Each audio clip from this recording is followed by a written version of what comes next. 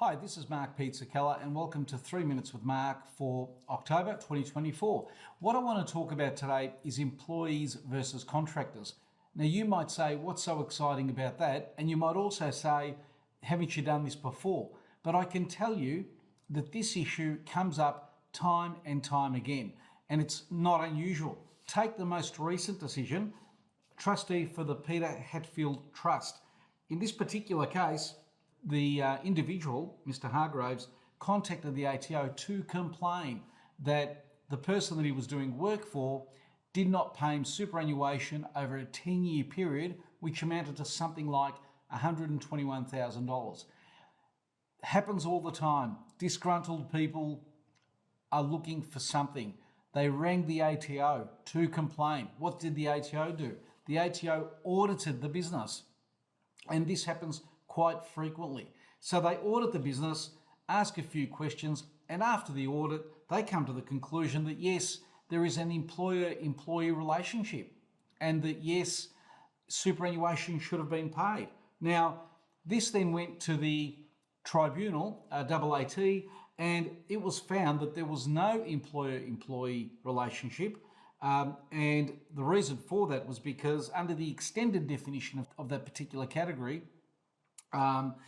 extended meaning of employee, I should say, that was not for the wholly or principally for the provision of labour.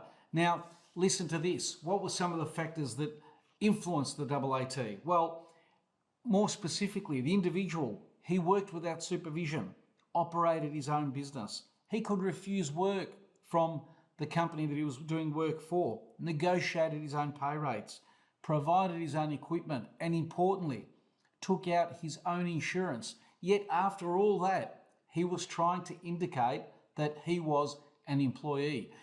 And so therefore, there are some real key takeaways here that you need to consider. I've mentioned these before. Make sure there's a written contract. Make sure it's crystal clear.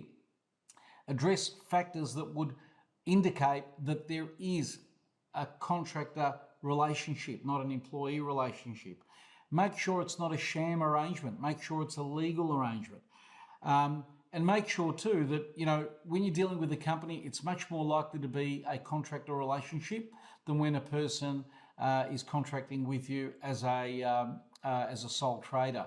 So these are all the things you need to pay attention to.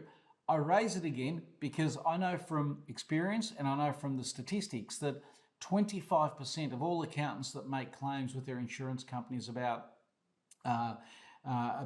things that they're going through, 25% of those are in relation to payroll, superannuation related matters.